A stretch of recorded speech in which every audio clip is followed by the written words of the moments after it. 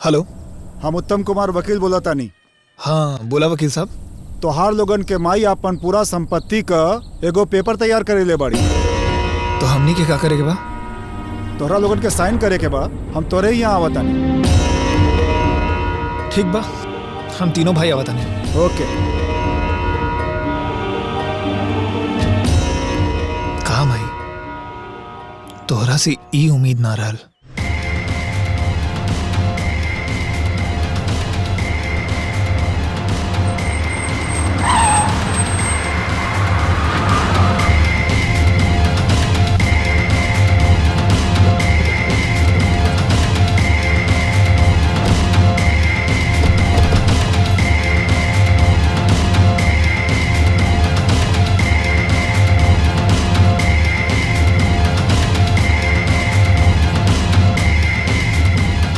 तो बताइए वकील साहब, कहाँ साइन करे के बा?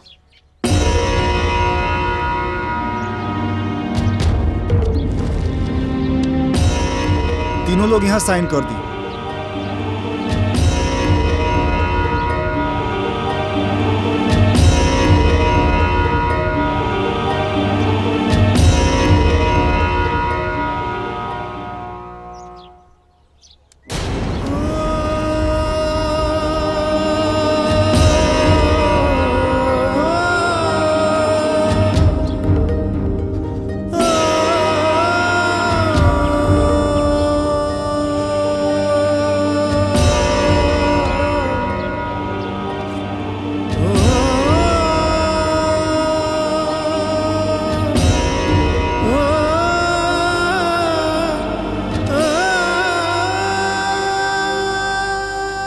कहाँ? अब का साइन तो हुई गइल बा। अरे जाके बोल दो उनका से जकरा के संपत्ति देवे के बाद दे देसु। अरे एक बार पेपर तो पढ़ ला लोगन। अब का साइन तो हुई गइल बा। इतना सब कुछ देख लेनी सन कम बा का। फिर भी एक बार पढ़ ला तू लोग। ये कोनो एनओसी पेपर ना है। तोहार माई अपन सारी संपत्ति तोहरा लोगन के नामे लिख देले बाड़ी।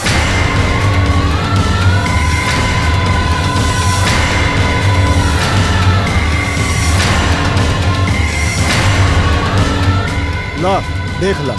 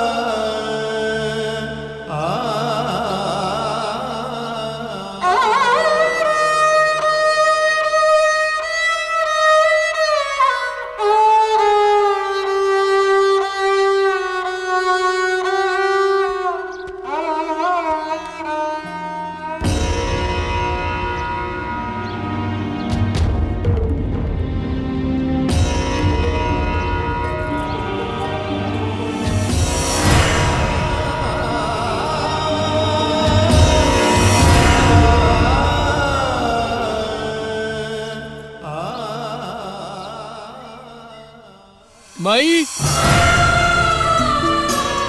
मम्मी जी, अम्मा जी, माई, माई, माई, अम्मा जी। कहाँ चल गई माई?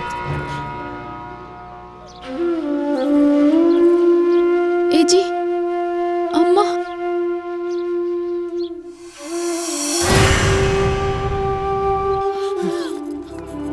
माई, मुझे अम्मा जी, अम्मा जी, अम्मा जी। माई, माई, हे माई, माई, माई।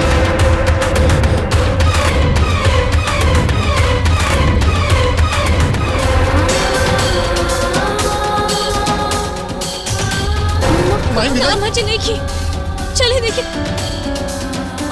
ए भैया, अरे माई माई कहाँ भैया आखिर माई चल कहाँ गई? वहाँ हो के ना समझ में आता है। ए जी, अम्मा जी तो कमरा में भी नहीं थी। माई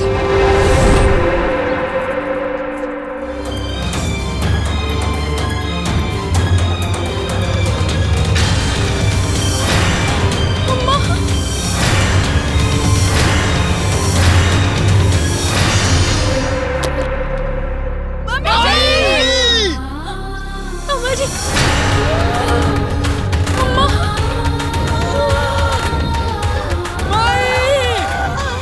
अम्मा जी,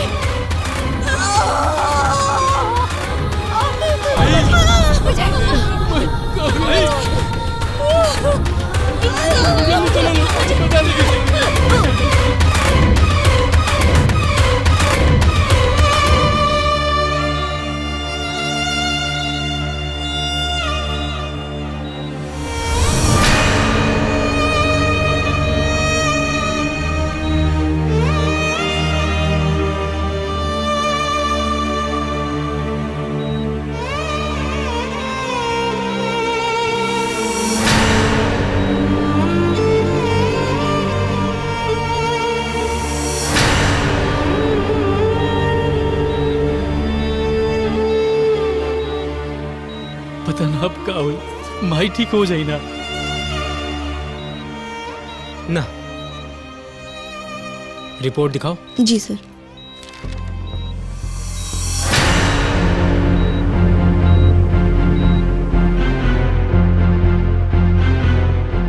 कुछ बोला का डॉक्टर?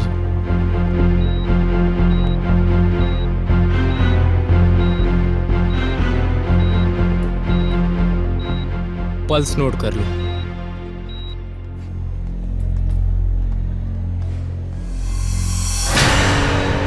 सर पल्स रेट घटता जा रहा है, ऑक्सीजन भी अवेलेबल नहीं है, किसी और हॉस्पिटल में रेफर कीजिए। इतना टाइम नहीं है इनके पास, क्योंकि इनकी बॉडी में पॉइजन पूरी तरीके से फैल चुका है। हम सिर्फ अपना बेस्ट कर सकते हैं और कुछ नहीं। ओके सर। देखिए, आप लोगों की माँ के शरीर में जहर पूरे तरीके से फैल चुका है। अब उनका बचना असंभव है।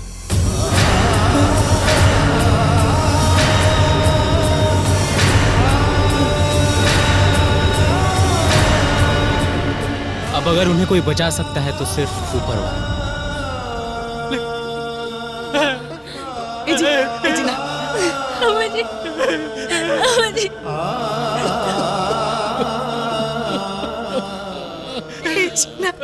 ना, अम्मा जी,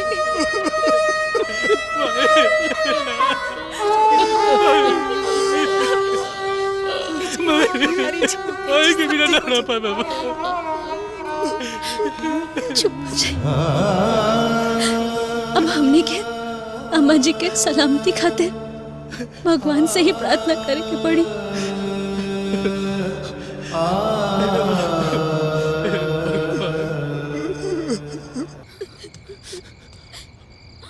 मम्मी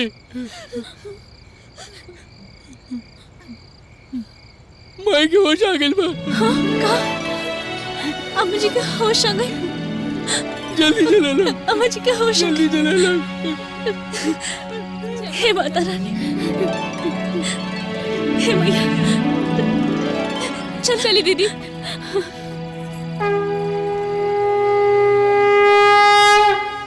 वाह, खुशी के आंसू तो निकलने ही चाहिए।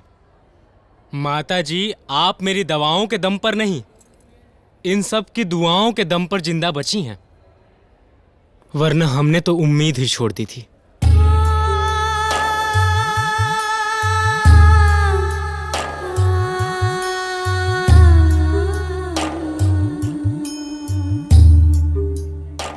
खैर, अब आप पूरे तरीके से स्वस्थ हैं।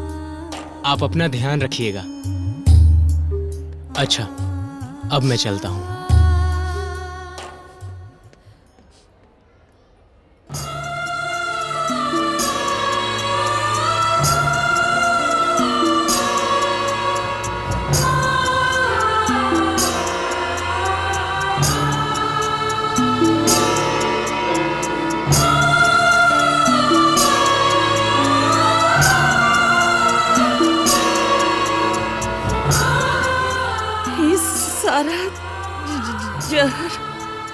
हमरे भीतर का निकल गई।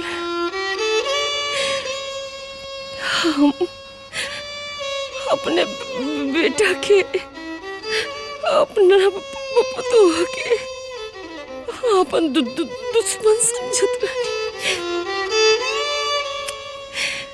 बहुत नीच औरत बानी हम।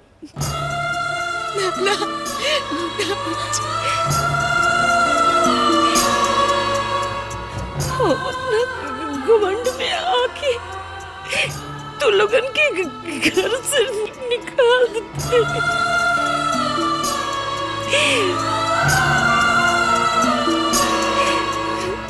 ओकरा बाद जब हम अपन घर आंगन ना देखनी तो हमरा के समझ में आयल कि ई सब केकरा खातिर बा। बेटा पतोह के अलावा हमरा जीवन में और बाकी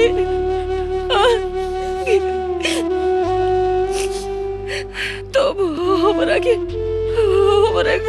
गलती का एहसास बाकी जकरा से साथे हम तो ना गलत ओकरा के अपन कैसे दिखाई थी।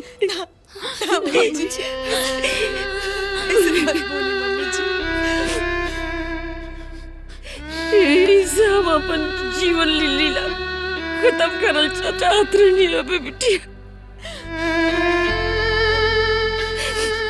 बाबा की एगो नलायक से सास के जीवन तो नहीं के हाथे में बच गई। तू लोग ने महान बड़े दुल्हन।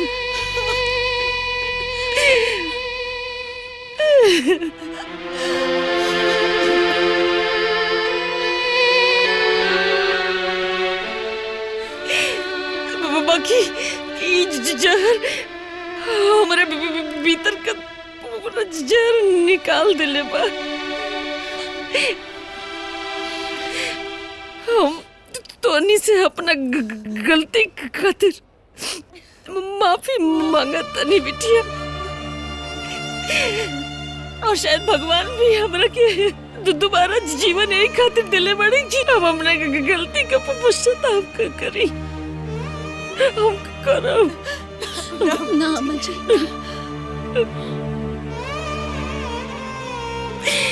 हम सास ना बन बोली बाकी माई बन के जरूर तुम लोगन के दिखाई। तुम लोगन के पापा तो ना बना बोले भी बिटिया। बाकी बेटे बना के जरूर दिखाई। माफ कर अम्मा जी। अम्मा जी हाथ मत जोड़।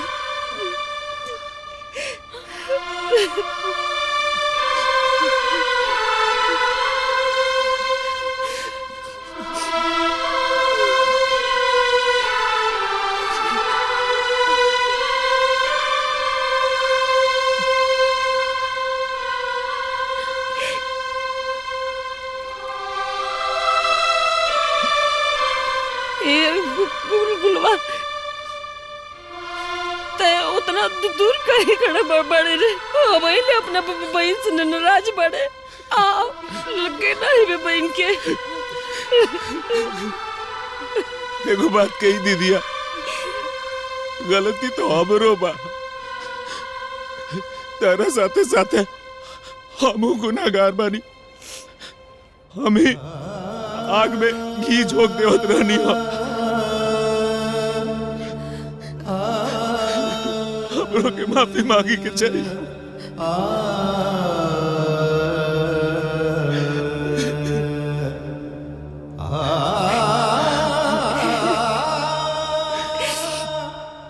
बस रो मत भैया।